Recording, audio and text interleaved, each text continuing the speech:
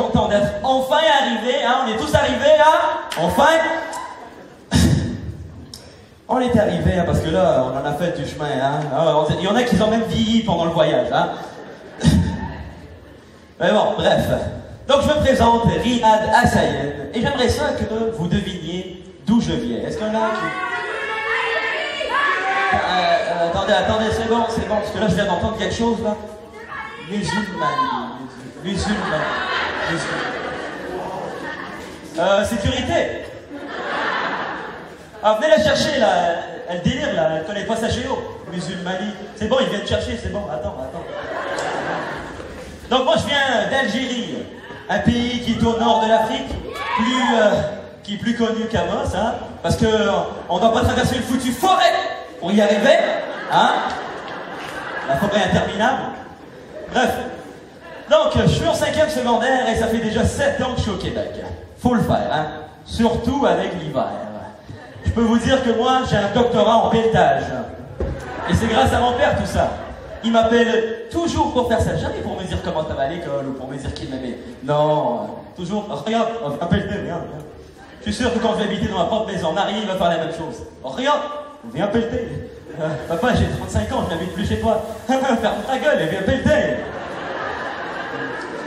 Vous savez, dès mon arrivée à l'aéroport, j'ai vite découvert la différence entre une famille arabe et une famille québécoise. D'abord, il y a le nombre, 12 contre 4. Mais il y a aussi la façon de parler. Le père québécois, comment il parle à ses enfants, j'ai vu ça à l'aéroport, il disait allez les petits pépes, on ramasse nos affaires, on s'en va à la crèmerie.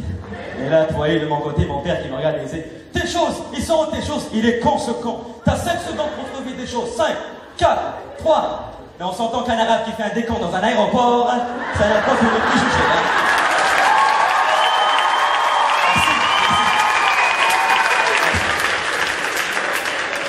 Mais bon, faut pas en vouloir à mes parents.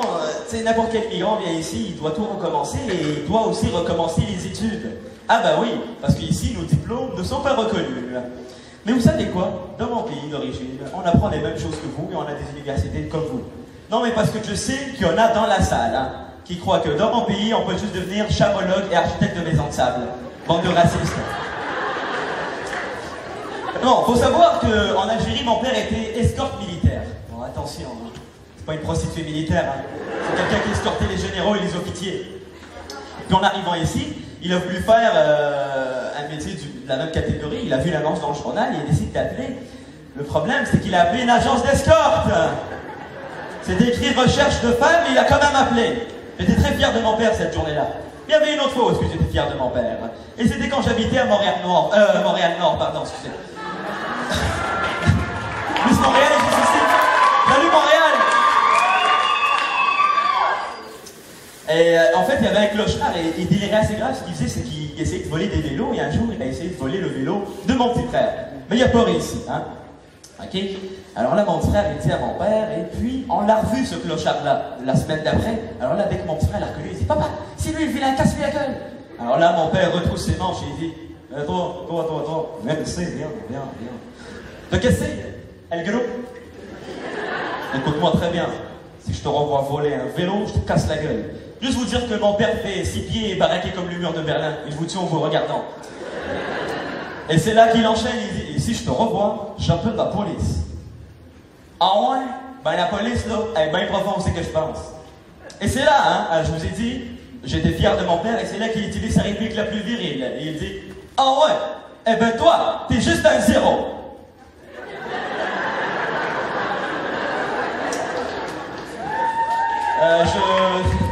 J'ai commencé à pleurer, j'ai fugué pendant 3 semaines parce que là, je suis plus capable de voir mon père avec autant de virilité. Hein. Vous savez, mon père est un homme majestueux. Hein. Il a une double personnalité, comme les gens à la télé. Hein. Caméra.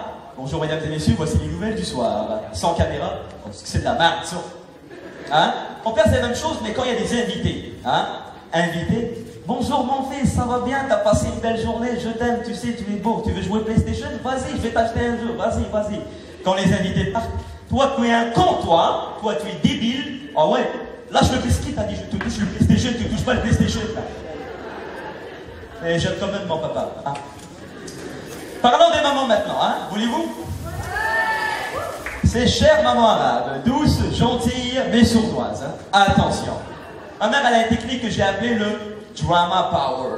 Je m'explique. J'étais dans ma chambre en train de gosser, et là, ma mère, elle m'appelle, là, je rentre à moi. Oui, maman. Et là, elle fait chérie, est-ce que tu pourrais nettoyer le salon au grand complet, s'il te plaît? Mais moi, je suis comme non, ça me tente pas, j'ai d'autres choses à faire, puis je suis fatigué. Vous avez vu comment je me suis québécisé, tout le monde?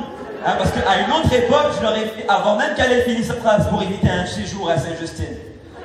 Mais ça, c'était à une autre époque. Et c'est là qu'a commencé Antoine ma power. Elle commence à me regarder, et air triste, et elle fait d'accord, mon fils, je pensais que tu m'aimais. Tu ne veux pas aider ta mère qui a un problème de dos, la peste, le choléra et la grippe? Tu sais, je ne me suis pas dit que j'avais d'autres choses à faire quand je t'ai accouché. Je ne me suis pas dit que j'étais trop fatigué pour te donner à manger. Je savais pas quoi répondre après ça, alors je l'ai fait sans foutu salon.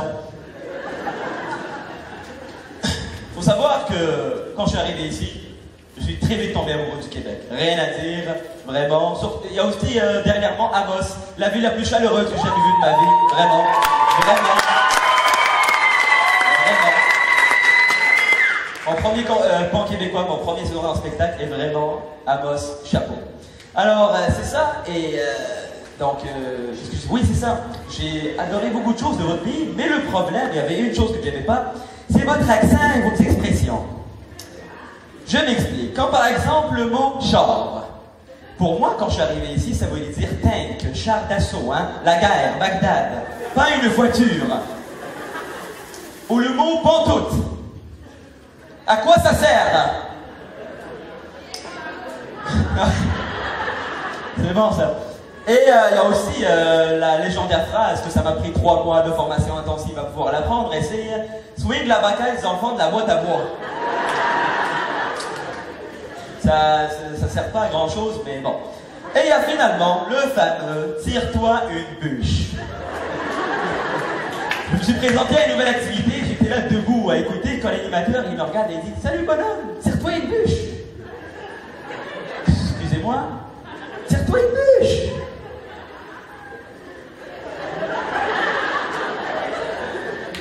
Il n'y a pas de bûche, monsieur, là. C'est là qu'on m'a expliqué que ça voulait dire de venir s'asseoir. Waouh, c'est vrai que c'est logique. Merci, Québec. Merci, vraiment. Merci. Si vous pensiez que cette situation, c'était la pire, vous n'avez encore rien vu, hein. Quand je suis arrivé ici, moi et mes frères, tout ce qu'on avait hâte de faire, c'était d'aller au fameux Toys R Us. On était jeunes dans ce temps-là, et on gossait mon père pour y aller à tous les jours. Et un jour, mon père, il avait un air du genre, aujourd'hui, tu ne vas pas mourir, donc il a décidé de nous y emmener. Alors, toute la famille assaillenne, 12 dans une tercelle, en route vers le Toys R Us. Le problème, parce qu'il y a toujours un problème quand on est dans une famille arabe, c'est que on ne connaissait pas le nom de la rue où se trouvait le Toys R Us. Il demande d'aller voir un monsieur dans la rue, je descends. Bonjour monsieur, est-ce que vous connaissez le nom de la rue où se trouve le Toys R Us, s'il vous plaît? Pantoute. Merci monsieur.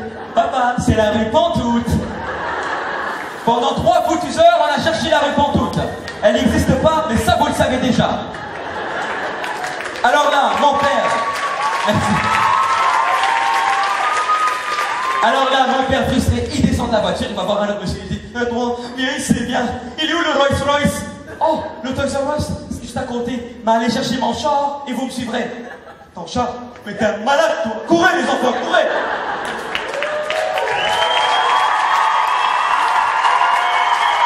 Merci, merci Amos, merci.